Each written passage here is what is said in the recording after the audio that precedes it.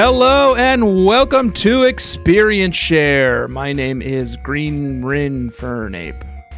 Oh, yikes. That's just the full name of the Pokemon in there, Infernape. AKA Tanner Greenring. And I am joined, as always, by my co-host, Rayquaza. Rayquaza, that's good. Black Rayquaza. Yeah, the only appearance of Black Rayquaza, I think, in the game, similar to Shadow Mewtwo. Very cool looking Pokemon. In Pokemon Gale Darkness. I thought he looked cool. Black Rayquaza. Say it again. Wait, I got distracted. It doesn't matter. I got distracted because Shadow Mewtwo is in Pokken Tournament, and that's the dispute. It was Shadow. Well, Luigi. Yeah. In Gale of Darkness. Are we gonna play Pokken Tournament? I'm terrible at fighting games. I probably wouldn't. I don't really think we could do like an episode. I don't think it's a series. Okay. I don't think it has legs like that. I don't know. Like, do people still play that? Does it have like a tournament scene? Why would you do that when you can play Super Smash Brothers? I don't know, because it's like a well-balanced fighting game that got a lot of positive reaction when it first came out. I remember liking it, but I never really did it. I don't really like fighting games other than Super Smash Brothers, though. Yeah, and Super Smash Brothers doesn't really feel like it counts as a fighting. Well, I mean, like it's an iconic. I don't play with game, fucking items and shit. But like, it doesn't. Then it's feel a straight up fighter. Mortal Kombat or anything, you know? Yeah. Well. The 2022 Pokken Tournament Championship Series is coming to somewhere. Probably not that hot. Oceania. Okay. I think that's a made-up airline from Lost, but whatever. Well, what a region to they're really not trying to make Pokken Tournament accessible. Like, you want to play in the World Tournament? How about you get over to Polynesia? take a 48-hour flight to Borneo or whatever.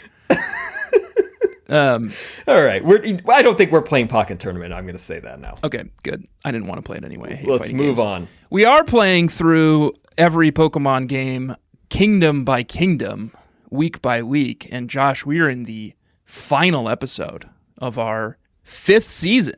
Yeah, we're finally on the cusp of being done with season 5. It's been a hell of a season. Rivaling season 3. I wonder which is the longest. I don't know. I think it's probably a toss-up. Although, it must be this one, because both Black and White and Black and White 2 were kind of long games. That's true. Yeah. Joshua, we're playing through Pokemon Conquest where we've beaten it. Yes, we did. It was just barely for me. It was quite a journey.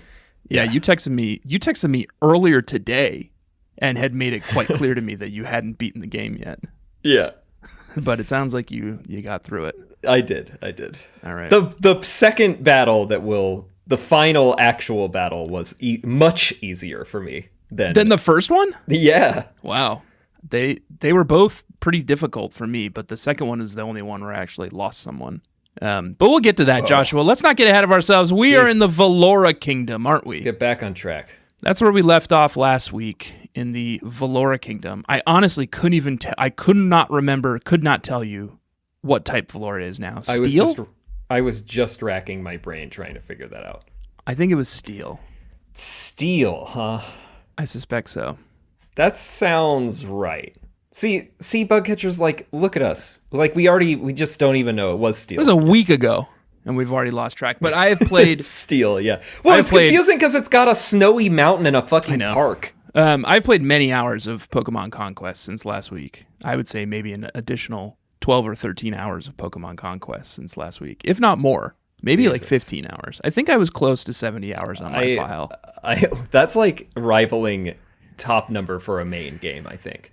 It's like rivaling like some of the longest I've ever played any game in my life. Yeah. Other than maybe like the Elder Scrolls games and like Crusaders Kings. I love this game. I think this is... Well, we'll get to the power ranking of both side games and games in general, Pokemon games in general at the end of the episode. But we started in Valora, and there's only one kingdom revealed to us at this point, and that is Nixtorm. Nixtorm. or Nixtorm, as we like to call it. Yeah, which is the Ice-type kingdom. You can mouse over the kingdom and get a sense of how strong the Pokemon are and who's in there. As you can imagine, it's all Ice-type, and they're all not all Ice-type. That's the thing about this game is like each kingdom has 6 Pokemon in it, but 4 will be Ice, like the main type. 1 will be like, something similar, and then 1 will be like a complete screwball. Right, just to throw off your strategy. Yeah, so like you're like, oh, Ice type, I'll just bring in a bunch of fire, and then of course there's like Quagsire. I think it was a Quagsire. So I mean, we had to prepare. Yeah, here's who was in Nixtorm for us. Nixtorm, yeah. Lapras, water ice. Masharna, psychic. Celio, ice water. Beartick. Beartick, yeah, Beartick.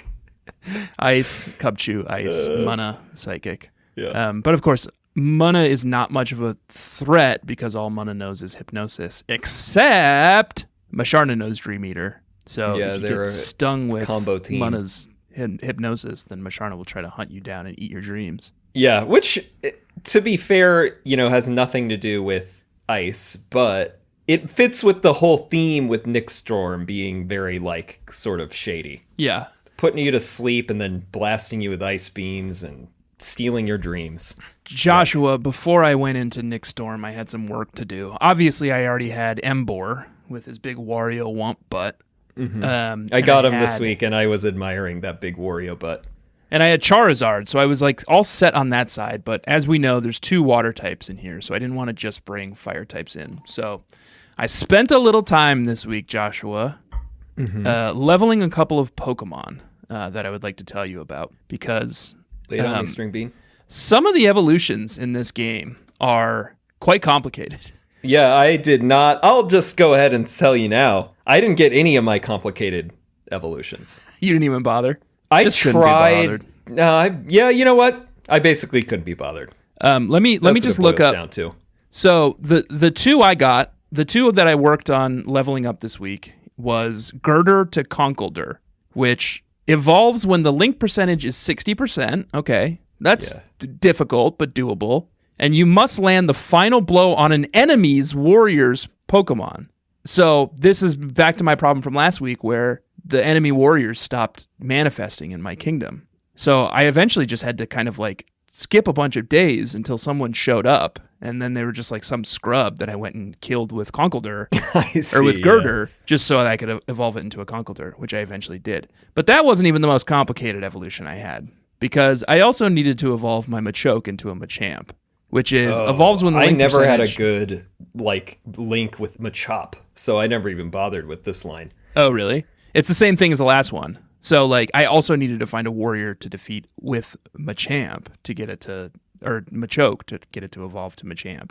I see. Took years to finally get 2 warriors to show up in my kingdom again. I even toyed around with releasing some just so they would come back so I could defeat them and evolve. And eventually I did.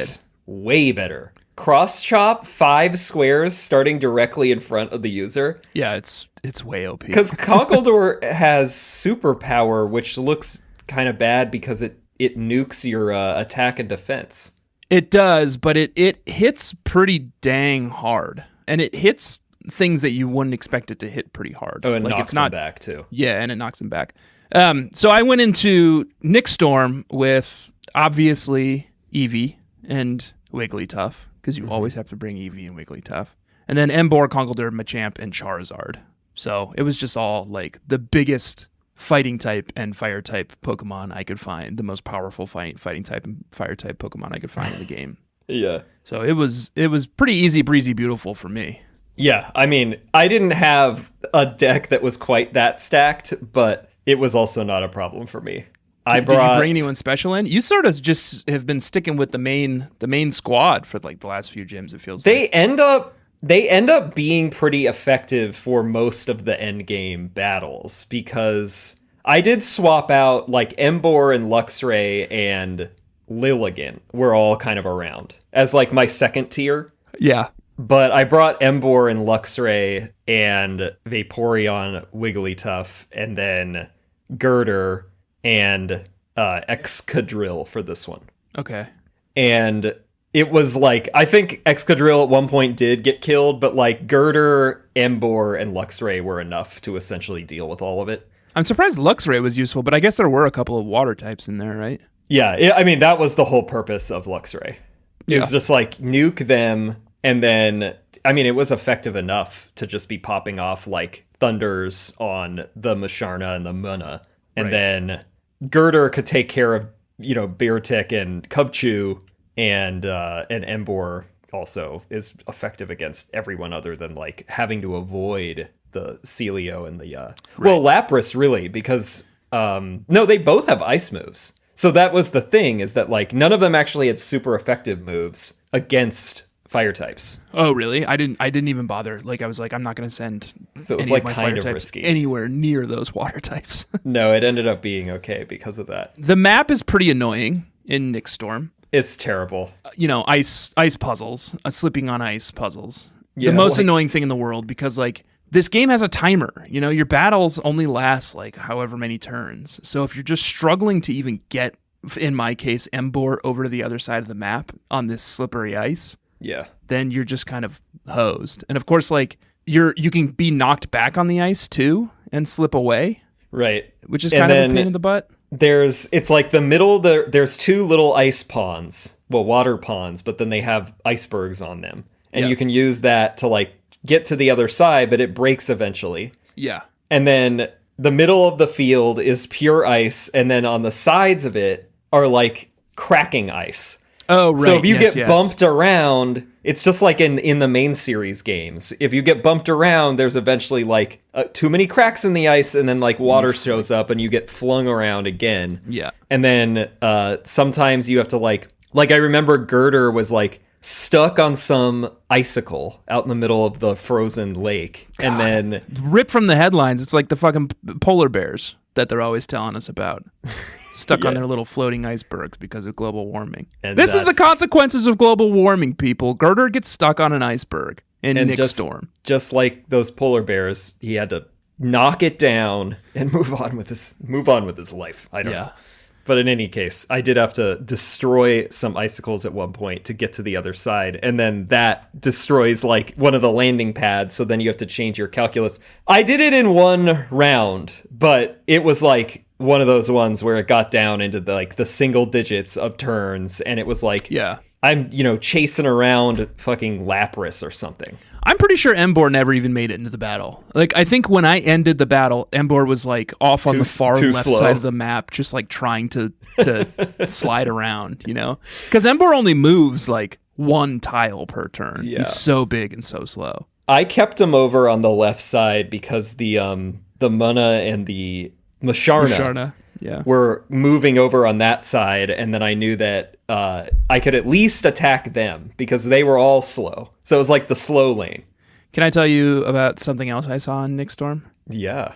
When you beat it, which I did, just like the last few kingdoms, everyone flees. You don't get the chance to recruit any of the warriors or warlords in this area. Right. But the map opens up and you can go in and you can do some Pokemon catching. And there's plenty of nice little ice-type Pokemon and some other kinds of Pokemon in here, including my You Make Me Barf Pokemon of the Week.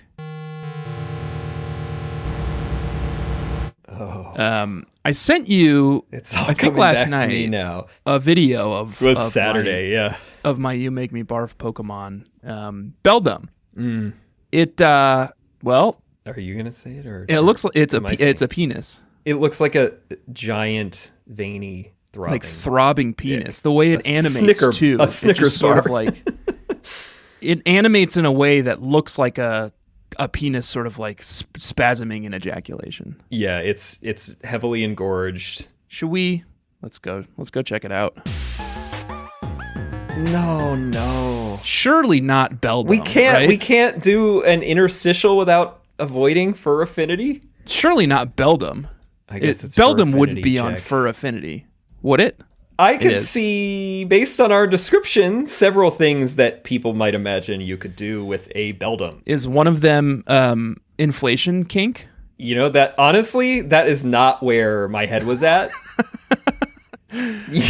What happened to Fur Affinity, man? When we started this podcast, it was like, oh, let's go with Fur Affinity. We'll look at naughty images of sexy Pokemon. And now it's just like Tumblr. Like it's just inflation stuff. It's just inflation and diapers, and they're putting a diaper on there. Like nothing sexy, you know? I mean, unless you're in inflation and diapers, in which case, like, this is probably doing it for you. But like, I want to see Beldum penetrating something, you know? I mean, how do you not with the front of it, and the front does the penetrating, the back of it looks like a fleshlight with the claw. Here we go. People Rule like 30, those dragon-themed dildos. Rule 34.xxx. Tanner, as admin at Fur Affinity. Rule 34.xxx has, according to this... wow. Yep, Rule 34.xxx. Now that is a site that never lets us down. There's 22 images of Beldum. Yes. Oh, Joshua, we did it. Yeah. Look at this one. Do I dare send this to you over text message? I'm looking at the full page, and exactly what I thought should be happening is happening. The Beldum is everywhere you want it to be. Yep. This one is, I don't know which gym leader this is. Is it a gym leader? Oh, character, female protagonist, Pokemon Go, is what it says. Oh. She has a penis. Apparently she, yeah. Well, it says female protagonist, Pokemon Go. Right. So I don't want to misgender her, but she has a penis, and she's having sex with the non-eyeball end of a Beldum. Right, like I was saying, the fleshlight part. Yeah, and then her stuff is coming out the other side. She's enjoying Beldum. She's enjoying it. I'm enjoying it, certainly. You are now. I didn't really enjoy the animation you sent me, but there are, I would say, now here's the other side of Beldum here with an anthropomorphized Whimsicott. Is that what I'm seeing here? Oh, yeah. Okay. Yeah. I like this anthropomorphized Whimsicott a lot. She seems nice. And the Beldum is penetrating her pretty hard. Yes. Eye first. The eye's right in there. Okay, so I'm glad people have really considered this and really put some work into this. We did have to go to Rule 34.xxx, but that's sometimes that's what you have to do as Pokemon journalists. Yeah, so you got to do God's work, you know. Fur Affinity, check. And it is God's work. He made us, and he made the person who drew this art. So that's in right. there. It's all part of our journey as a species. So that's my You Make Me Bar Pokemon of the Week. Is that disgusting little penis Beldum? Yeah, I agree. So then the only other kingdom we have left this week, Joshua, is Dragnor. That's right. Home of Nobunaga, who taunts us when we beat Nixtorm. He says, I'm here. And not even him. It's like some lackey of his is like, Miss Oichi, like, so good to see you again. Oh, yeah. One of the like palace, guards or servants or assistants or something. Yeah. Because I think we probably haven't mentioned that in a while, but Oichi is Nobunaga's sister. Did we know that? Oh, yeah. Oh, I think I had forgotten that. But yes, she's his sister, the main boss's sister. And she's like, oh, I'm not here. I haven't come back to join you guys. I've come back with my new buddy, King Boo, and we're going to fucking mop the floor with you assholes. She thought this whole scene was messed up, and she got out of there. Josh, I think it was probably about year 10, maybe the spring of year 10, when I defeated Nixtorm and was prepared to take on Dragnor. Do you want to know what year I finally took it on? Like year, I don't know, 12? I think it was year 26. What? I sort of started to lose track at the end. 26? But I think it was 26, like 20, maybe 24 or 26. I can't quite remember. Do you want to hear about the harrowing journey I went on to defeat Dragnor? I guess so. I never even attempted it, first of all. I saw it there. I saw the levels. I saw the Pokemon, and I thought, okay, I'm going to get a team together. I'm going to need some ice types, obviously, right? Yeah. So top of my list, let's find the perfect match for Cubchoo. Because back in Nixtorm, Cubchoos are spawning in the training areas all the time. Right. So I'm like, okay, let's go find a perfect match for Cubchoo. Let's get this second Eevee evolved into Glaceon. Mm-hmm. And then Aya, who came with a Cubchoo and had evolved into a Beartic, was only like a 90% with that Beartic. And I was like, well, that can't be right. Unacceptable. So I went and looked up what her perfect connection is, and it's Frostlass. So I was like, all right, got to get Aya a Frostlass. Ooh, that's fun. So those were my 3 goals. None of them were easy. Eevee requires an attack power of 91 to evolve into Glaceon, and it has to happen in Nixtorm. So I went to the forums from 10 years ago when this game came out, and everyone was talking about this stuff. Like the IGM forums are still alive. Oh yeah, I got a few of those tabs open. Key tips for evolving one Pokemon is to just go into battles with that one Pokemon and mop up. So that's what I did with Eevee. I just I went back to... Oh my god. I went back to Aurora, the very first kingdom, our original kingdom. Right. And I just, month after month, would go in, I would battle slaughter all those Bidoofs. I would battle a Bidoof and a Meowth, and get a few more percentage points. And I did that months. At the same time, I went and caught a Snorunt with Aya.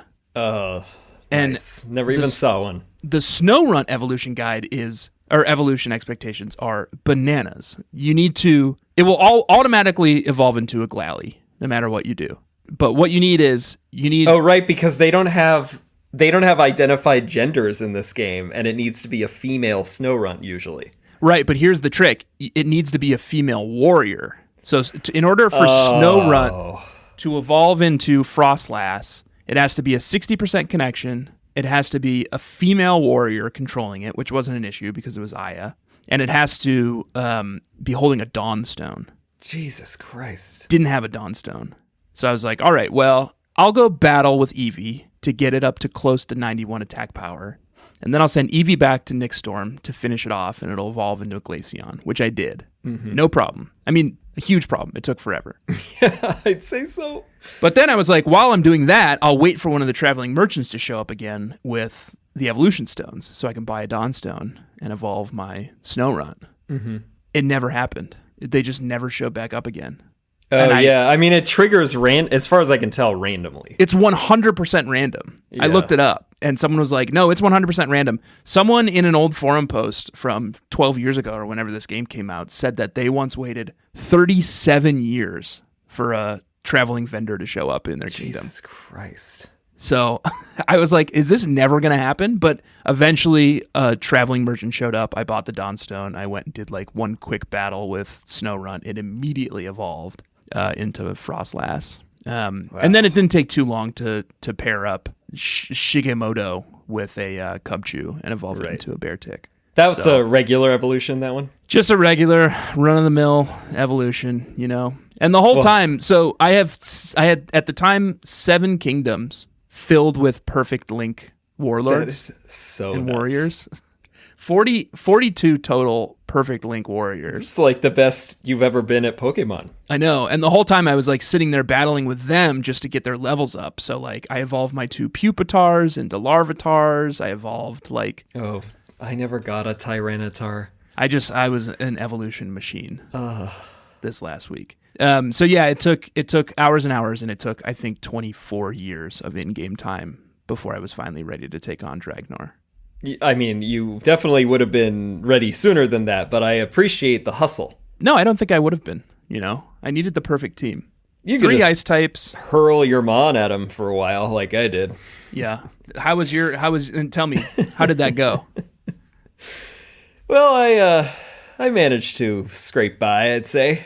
Yeah. Yeah. What was your approach? Tell me what your approach was. Well, I swapped out a few of them. God, you fell for it hook, line, and sinker that time. Classic. I could kind of tell you were circling the drain, but I was like, we got to just, move the narrative forward.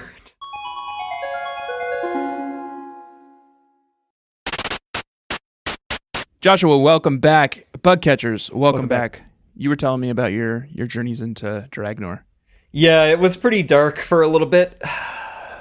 I'll say. That's how it goes. That's classic storytelling, Dark Night of the Soul. Yeah, for a couple of times I thought I wasn't even going to pull this thing up, and I thought I was just going to have to make it part of this whole story that I couldn't beat it. Typical Hero's Quest. Mm-hmm. This is Joseph Campbell stuff here. But tell me you persevered. I did. Okay. I tried a few different combinations. I wanted to have an ice type, but my only option, because I obviously am not as dedicated to this game as you, was me just trying to strong arm C-Leo into it. Well, let me ask you a question, Josh. Did you play any other games over the last 6 weeks? Yes. Because I didn't. Right. Yeah. That's a key difference. Yeah. I would say that's a key difference. But I've had the experience before, so I just want to let you really revel in it, you know? Yeah, just let you run with it. Run with the narrative. It was like a pig in slop. Speaking of pigs, I did try Embor at one point because that Simisage with its surprisingly potent and upsetting leaf blade. Oh yeah, we should mention who's in Dragnor. Oh, we should. We're getting ahead of ourselves. So Nobunaga has Zekrom, you know, the big Zekrom from Black and White. Ranmaru has Dragonair. Kazamasu has Gabite. Mm-hmm. Urukusai has Simisage, who feels a little out of place here. Yeah. Except it's got this move Leafstorm, which hits so hard. Yeah, and it's there again, as we mentioned. That one is like the defense against bringing a bunch of like water/ice Pokemon, for example, and rock types and ground types, which is where I had a bunch. And then Narimasa brought in, and Fracture. Mm-hmm. And then Masahide in Dino. That's Dino? Right. What do you call that? How do you say that? Dino? I think we ended up... I've said it in a bunch of different ways. It feels like it should be... Honestly, I don't know how this should be. It feels like it should be Dino. But because that's Dino is even... That's the name of the dinosaur from the Flintstones. But Dino is just literally a nickname for a dinosaur. Dano. That's what Smogun says. Did you know that you can just Google how to pronounce and put a Pokemon's name in, and it'll pop up a little box that says it for you? That's new, if that's what's happening. Dano. Is that because Cerebi put out a pronunciation guide as well? Dano absolutely does not seem right. Dano? That would Dano. What? Dano. Hit the little speaker next to it. Dano. Okay, it says Dano. That's not right. It's either Dano. It's either Dino. No, or that's a Dano for me. Dino or Dino. I like Dino. Yeah, I like Dino. Anyway, you know what? It's our podcast, and we're gonna pronounce it however we want. Weirdly, like the dragon types, like Dragonair and Dino, were like they had sort of the weakest moves. Dragon Tail, Dragon Claw, and Dragon Rage are what all the dragon type Pokemon had, and they just didn't hit very hard. Yeah, I think those were the two weakest easily, Dino and Dragonair. Dragonair, yeah. Dragonair was so slow. Like the setup is like a hallway, like a great hall of like a castle. And then it's got, and it's kind of like it's like a lightning zigzag bolt shape or like a zigzag. lightning Bolt. That makes sense. And then it's got every other square. There are then two opposing like pylons or like pylons, nodes or something. And they will alternate between blue, red, yellow, and gray or like white. No, they'll alternate between like 6 different colors or more. I feel like I never saw more than those. It's fire, water, electric, grass, ice. Oh, grass. And dark. Damn. Okay. I don't remember ever getting hit with ice or dark, but I did. Well, the thing is, if you bring a bunch of ice type Pokemon into this gym, the ice ones will heal you. Right. So I just camped my ice guys around the ice nodes. I kept my Vaporeon around the water ones for water absorb as well. Yeah. And then the gray ones will heal you. Heal any Pokemon around the pylon. Right, and if you trigger a pylon, like if you trigger a yellow pylon and it zaps you with electricity, for the next turn it will be gray. Yeah. And then it'll go back to being yellow. And they'll like rotate occasionally, so it's hard to keep track. Most of Nobunaga's Mon or his army here have moves like Dragon Tail. I remember was one. I think Dragonair maybe has that, but they can whip you around and like knock you back. Yeah, so knock you back their Mon are all trying pylons. to like push you into the pylons' danger zones. Yep. Which is on either side of them. So you're safe if you're diagonal to a pylon. Yeah. But if you're adjacent to it, you will get zapped.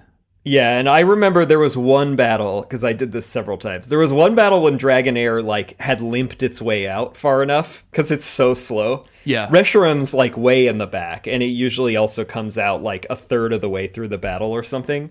And his whole strategy is trying to draw you over to where he is. So you learn to did yours have a Reshiram? Oh, Zekrom. I still don't know what the black one. Zekrom. Oh, okay. Fine. I just thought maybe like it was random or like something triggered like the final dragon that he gets. No, it's the running theme apparently of this episode is like we can't remember shit. Like I still couldn't apparently tell you the difference between Zekrom and Reshiram despite. Oh no, I couldn't either. Except one's black and one's white. 50 hours into those games. Yeah. Yeah. Zekrom hangs out in the back and can easily be a one-hit KO bolt strike, depending on who it kills. But I remember Dragonair got out at one point and like started using Dragon Tail, and it would just start whipping my Mon around because it has kind of like an L shape. Move, like a knight in chess. Yeah. And then it would just bang them around into like the pylons, and that one I lost because of Dragonair, which was really disappointing. I don't know how you got through this without an ice type. So I tried Celio for Zekrom a bit. and Dragonair were both really difficult without an ice type because of that whippy move. Well, yeah, but so my winning combination became Vaporeon, Wigglytuff, Rhyperior, Girder, Pupitar, Excadrill. And the reason for that is that Rhyperior and Pupitar can do super effective moves against Zekrom. Yep. And then Excadrill because he's Dragon Electric. And that goes the same for Excadrill as well. So 3 of them had super effective moves against Zekrom, which is really what I was like beelining for. But then like Rock was effective on all of them other than Simisage.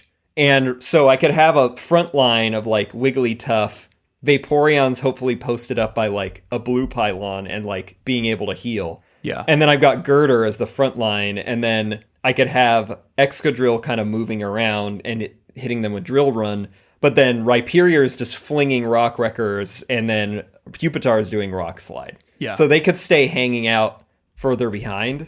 But it was still like, I mean, I think I played at least 6 times. I lost.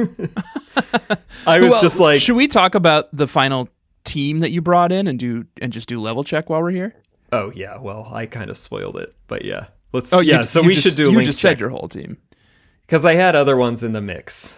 But. Let's say it again, but I will say that I don't know what my team was. I only know this because I did take I don't think it was maybe the final iteration. I think their numbers probably went up, but I did take a photo at one point of the winning team. When you beat the game, it resets your game.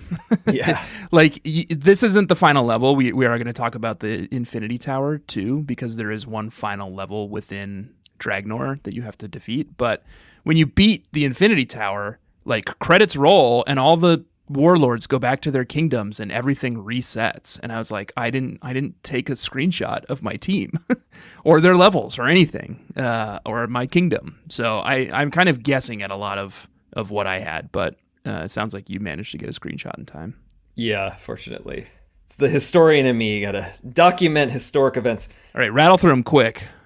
It's Joshua Vaporeon 533, Uichi Wigglytuff 393, Schengen Rhyperior 400, Takahisa Girder 350, Katsuyori Pupitar 313, Masatoyo Excadrill 403 was like really good. And then I mentioned Lilligant was around a lot. I got that evolution, and that was Joshy's Sweetie that I should say is my honorable mention. Oh, yeah.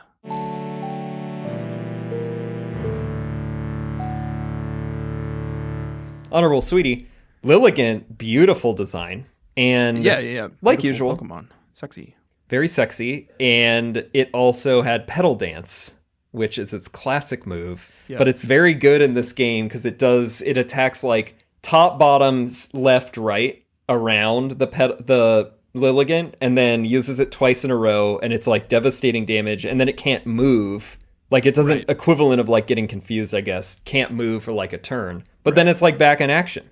I just thought it was great. And I wish I could have used it in these final 2 battles, but it just wasn't a good match. Yeah. I managed to do the goal of getting an all-sexy Pokemon team for King Boo. All sexy, huh? I think so. I can't, like I said, I can't quite remember, but here's how I know I went into the final battle in Dragnor with Nobunaga was... King Blue, Glaceon. I managed to get that Glaceon. I think sexy. Oichi, Wigglytuff. Sweetie and sexy, the line is kind of getting blurred here, but I guess I'll allow it. Aya, Frostlass. Definitely. Shigimoto, Beartic. Shingen, Rhyperior. Well, with the little laugh and the smile. And then Soun had Larvitar. I struggled to figure out who my... Tyranitar? Tyranitar, not Larvitar. Tyranitar. Okay. I struggled to figure out who I was going to bring into that sixth slot. I had a lot of options. What I ultimately decided was Tyranitar looks enough like a dragon that maybe the game will just count him as a dragon type. Yeah. And he'll be super effective against all of the dragons. That ended up not being the case, but he still was very useful being a rock he's got ground. Stone Edge. And Stone like Edge I said, rock was good in this battle. It's so hard. Well, and it was great also because if that didn't go without saying, Zekrom with the Bolt Strike doesn't affect any of those Pokemon. Right. Any ground types. So that was the other strategy there. Yeah. So, and Tyranitar just looked cool. I also really thought about bringing in Aggron because I have an Aggron too. Of course you do. But the Steel type just didn't seem to make sense with any of the, especially Reshiram. I was a little worried that would hit hard. So Zekrom. So that was my final team. I don't know what levels they all were, but I do know that this kingdom starts at 2400 and then like can sort of evolve over time or grow over time. And I think it was around 2500 when I finally attacked it. And I know that I had at least 500 points on them. So I think my entire team had cleared 3000 power by the time I went into definitely not me. What did I get? By the time that I went in there. Mine was 2392. And then his was 2225. Oh, he was 25 something for me. That's not the end, Joshua. No. Because once you beat Nobunaga, he runs into the Infinity Tower. And there's some grand animation of like this tower just lighting up. Some of the iconic warlords that we've met, like that little rascal Hideyoshi and his Infernape, come back to wage war against you one last time in the Infinity Tower. And it is revealed, the Nobunaga's grand scheme is finally revealed to us at this point too, which is that he wants to... Oh, wait, we're skipping so much. Okay, you beat Nobunaga. He flees. You go into the Infinity Tower, and there waiting for you in the middle of the map is Arceus. Yeah. And Arceus is like, come and get me. Like, he literally just says it to you. He says, come link with me. Joshua, I've been waiting for you.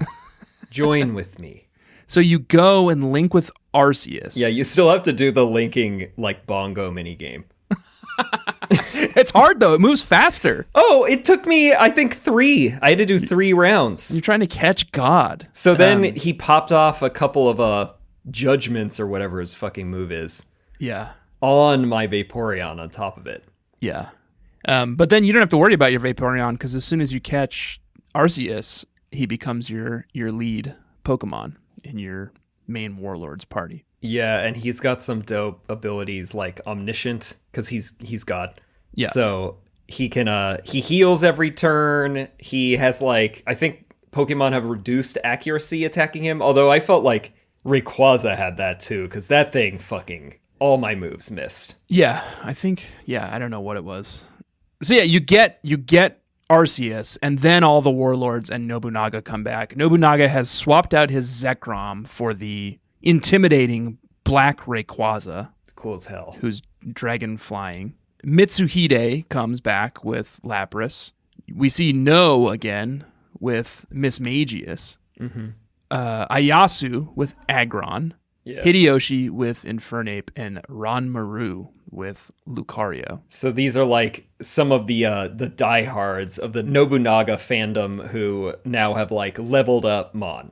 Like It's the final evolutions of a few of these characters who we've seen, who are spitting in our face as we were trying to conquer Ransai. Yeah, exactly. They attack, and it's the final battle of the game. I had the foresight. It's like Final Joshua. Destination. The board. Oh yeah, it is like Final Destination. It's just like there's a kind of a stairs up in the middle, but then everything else is just flat. Yeah, and a NASCAR tire hit me in the head and took my head off in a pretty gruesome display. Oh, I'm sorry. And a big chunk of metal chopped off the top of my head. That's one of those rare events that I forgot they scripted into this game too. And it didn't trigger for me. I was trying to avoid death and I choked in the shower. Have you seen all those Final Destination movies? I haven't seen all. Oh, wait. I've skipped. Bobby has a specific order for them. I've skipped some of them, but I would love to hear the order. Let me get this. I've seen all of them. I'm almost certain. Even though they start with the whole premise of the film is like everyone dies in a pretty graphic fiery plane crash, and the one thing I'm most afraid of in this world is flying in an airplane. So I don't know why I keep watching these movies, because they just keep showing that plane crash scene over and over again in every movie. And then which one has the like brutal? I mean, it's all ugly. The bathroom scene? One too. Is the bathroom horrifying. One is 2. Yeah, 2. I remember because Devon Sawa, I think, thinks he has escaped death, but then death finds him in his apartment. Right. There's one where like everyone dies on this like collapsing bridge at the beginning of the movie. I think it might be 3. That one's pretty bad. So. I think it's maybe that I've seen the first 3 and then not 4 and then the 5th one. Yeah. I think that it's that Bobby does not like the 4th one in particular. There's one that's 3D and maybe that's 3. And I remember that one being pretty bad. Yeah, it's either 3 or 4 is the They're one. all bad. Let's they're bad. Oh, movies. I would say sure, but I think it's like good bad. And it's like it's clever about how they set up the connections between each of the movies and and the characters that remain incredible. Around and like the lore I think is good. I think it's pretty good for what it is. Yeah. Are you patronizing me, or you you agree with me that it's kind of that's clever? what I was saying, that the death scenes are very creative and clever. Yeah. You only watch it for the death scenes. You don't even need to watch the movie. It has essentially no plot.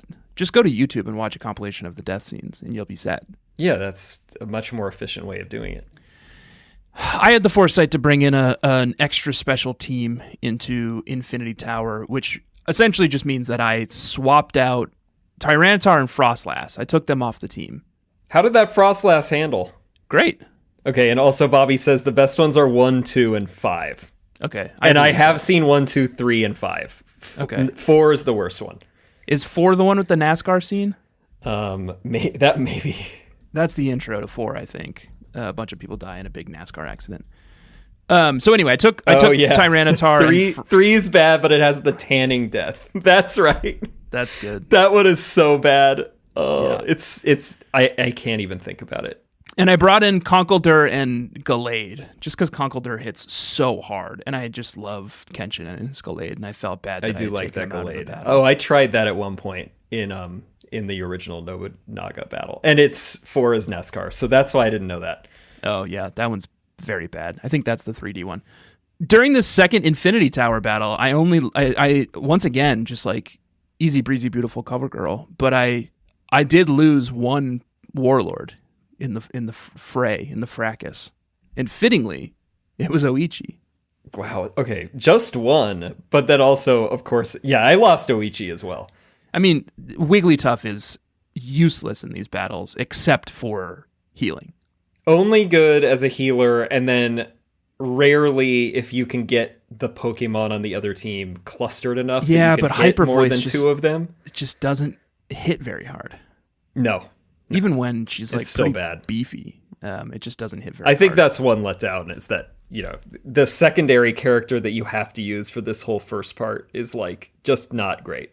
Yeah. Without just taking a hit and like going for a lesser link, but I didn't remember what the hell is going on, and I was also like, well, these are basically my best Pokemon other than like Gallade and like Lilligant, basically. So I just went in there again, and it was fine.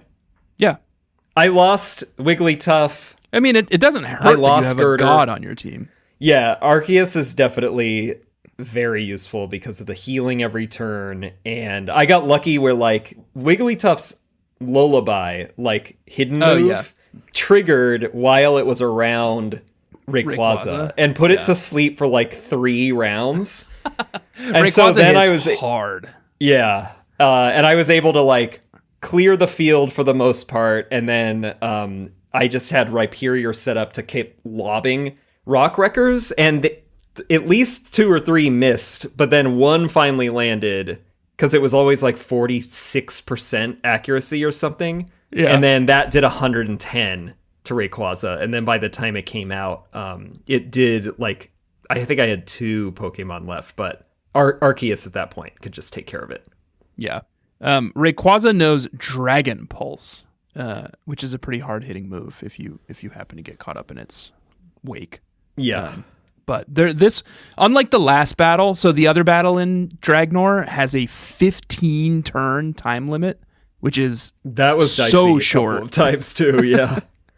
And like when you start that battle in the Dragnor proper with the pylons, the other team for like, I would say 2 or 3 turns didn't move. Nobunaga's team just hung back and like waited for me to approach them. Yeah, and there was one iteration that I lost because it was down to just Rhyperior and Zekrom.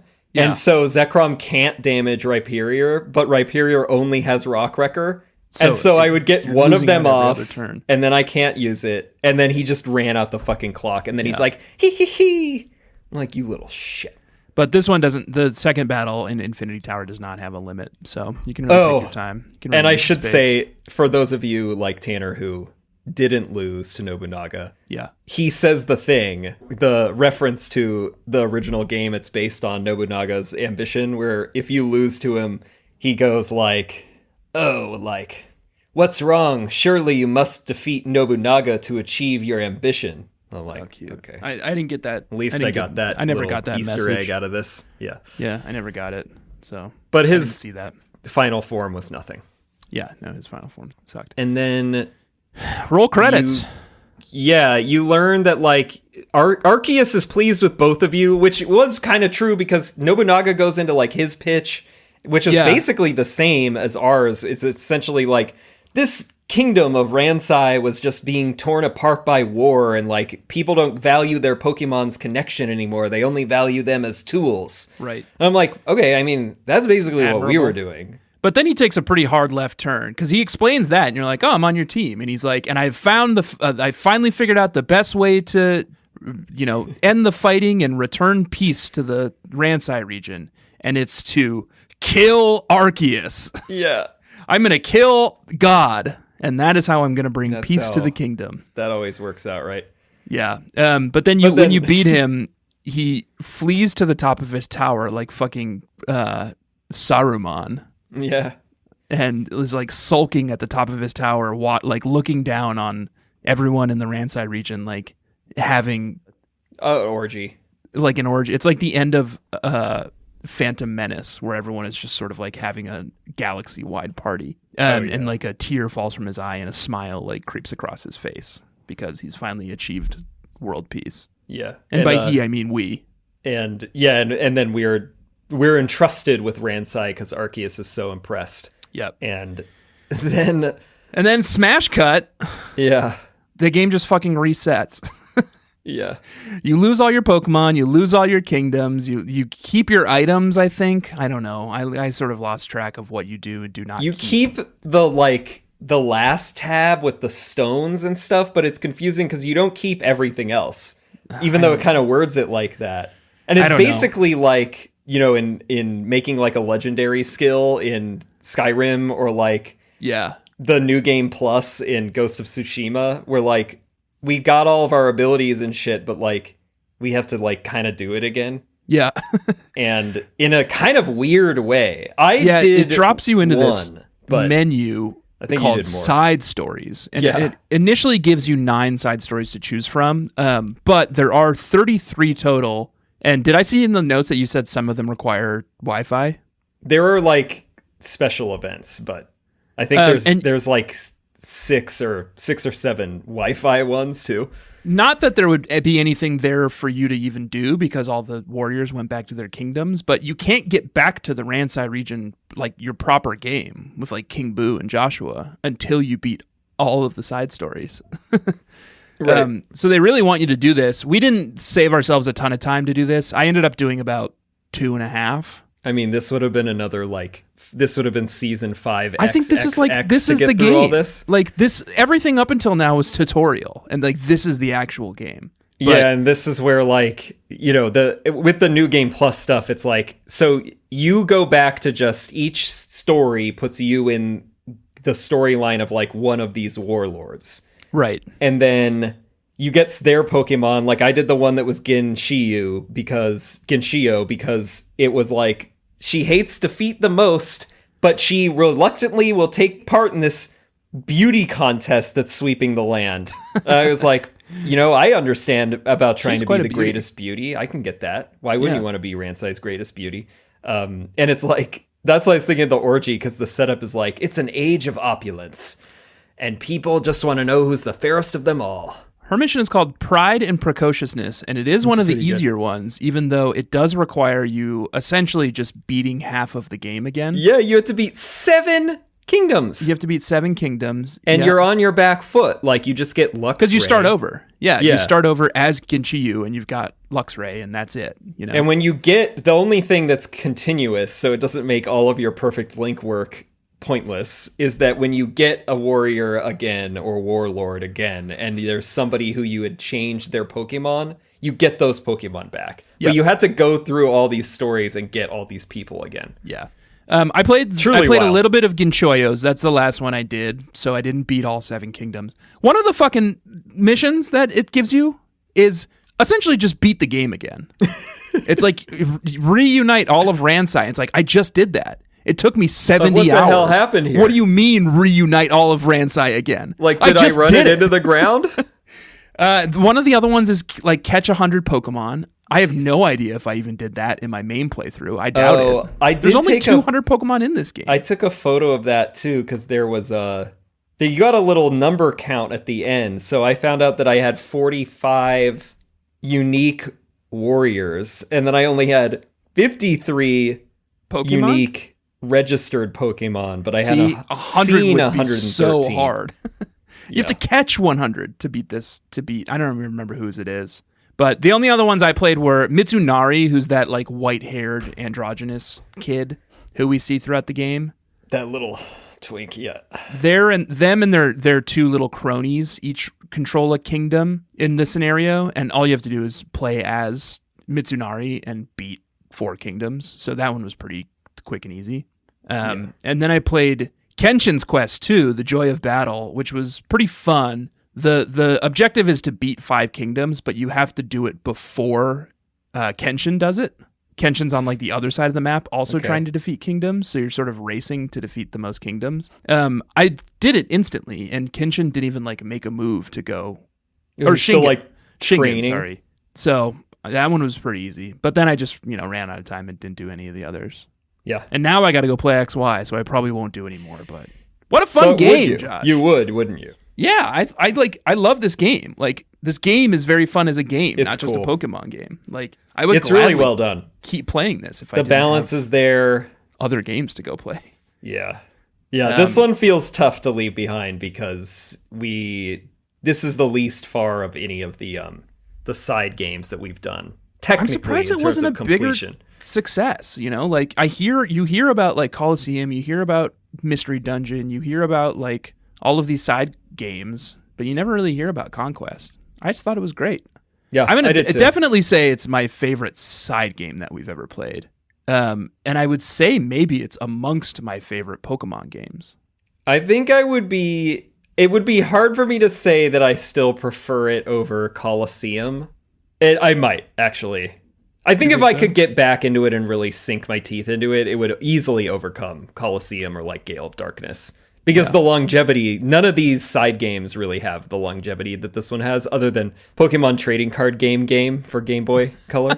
But even that was like a Game Boy Color game, so it's like it only had so much cart space, they couldn't program that much into it. Those are my top 3. It's hard for me to really rank them, though. Yeah. It's like Coliseum, Conquest, Trading Card Game.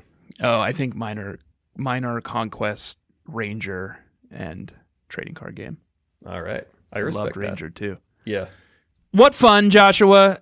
What a great time. If you haven't played Pokemon Conquest, I sincerely encourage you to go pick it up. Either, get a if you don't want to spend $100 on the cart, but don't tell the FBI I told you that. Okay, please. No, you didn't hear it from us. It's redacted. It's redacted. I'll bleep it, but you know what I said. It was a 3-letter word that started with R and ended with M, and there was an O in there somewhere. Yeah, somewhere. Joshua, that's it. Season 5 done. Pokemon Conquest done. Pokemon XY and Season 6 starts next week. Hopefully you've all found your carts by now. I pray you have. One way or another. If you want to do a gimmick, you're welcome to. Josh and I will be going gimmickless this season. We're just a little clean game. I think we're a little fatigued on some of the more restrictive gimmicks we've done over the last couple seasons. We need a refractory period. Yeah, we're going clean until we're ready to, I guess, come again, to follow your analogy. Okay, you didn't have to go that. Didn't have to go there. Joshua, bug catchers, please do. Joshua, bug catchers. My name has been Green Rin Fernape, and I am joined, as always, by my co-host Ray Quazosh. Please do rate and review the show on Apple Podcasts, and do follow the show wherever you follow podcasts, and do follow us at EXPSharePod on Twitter and Instagram. And with a new season and a new mainline game, that means you can play along and do level check with the rest of the bug catchers on the subreddit, reddit.com/r/bugcatchers, where we do trainers of the week. We still have to report back on our battle with the winner from the previous season, but who's currently backpacking through some jungle somewhere. Backpacking in Thailand. Yeah. So hopefully we will hear back soon. Yeah. And we will set that up, and then we will tell you how that battle went. But the winner was 31 Draw on the subreddit. So number 1 trainer of the season for Black and White 2. And you can do that, and then we can go through several weeks of trying to plan out battling you.